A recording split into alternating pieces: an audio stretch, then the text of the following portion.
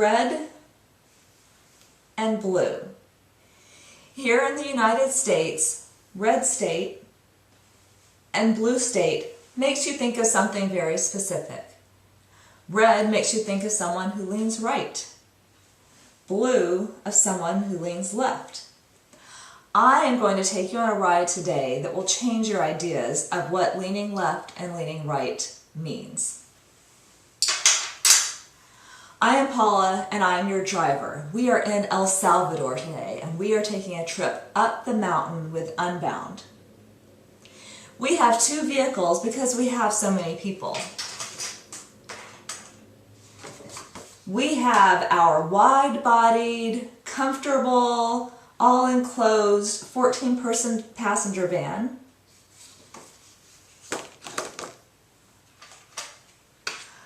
We also have our much more utilitarian, narrow pickup truck that has an open bed. We will pile everybody into these trucks and begin our trip up the mountain. It's a beautiful day. We're passing coffee bushes. We're passing animals roaming around in the mountainside. We're passing people with their laundry on their head, carrying their market items to market, such as their fish and their other products. We're working our way up the mountain.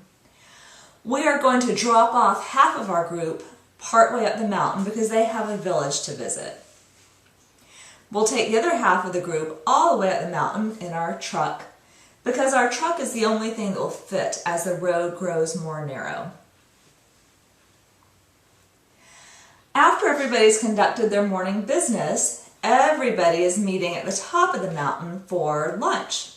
I'm going to drive down to the midpoint and pick everybody up who's been at the midpoint. After a lovely lunch that is attended by all of us and some flies, it will be time to come back down the mountain. Now we have a problem. There are twice as many of us as there were at the beginning, and we only have this one truck. We have one option, which is to take 2 trips. We could take half the group down and then come back up and pick up the other half. But what is that? Oh, it's rainy season in El Salvador.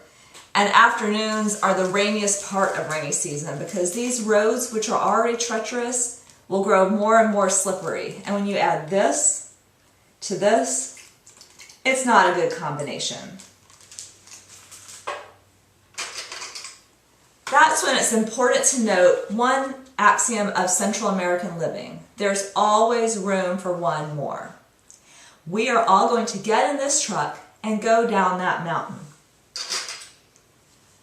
Now it's going to take some creative piling in to fit everybody in. And as your driver, I've been watching those of you American visitors watch our El Salvadoran staff climb into the back of the truck while we told you, no, get comfortable in the enclosed middle seat. That's where you belong. I've seen that look in your eyes that you wanted the adventure of being back here. We'll keep piling people on, and it's looking fuller and fuller, but we'll just keep going because surely there's always room for one more. We're getting pretty full. I've got a couple people getting in the back.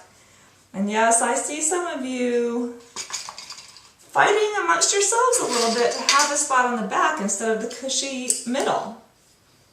Go ahead, get on. Let's go for an adventure. Let's work our way down the mountain. Man, this road is tough. It was curvy on the way up. Obviously, it's still curvy on the way down, but it's getting slicker.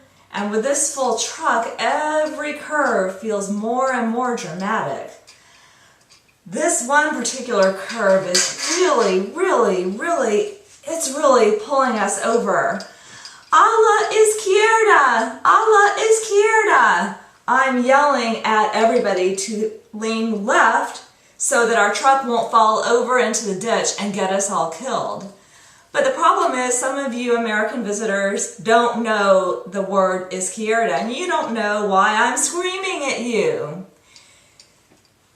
So we're going to keep leaning, and oh, I see you watching your seatmates in this truck and the people on the end, and I think you're getting the drift that you need to help us pull left so we don't get ourselves killed. That would be good and make for a much more humorous story in the end.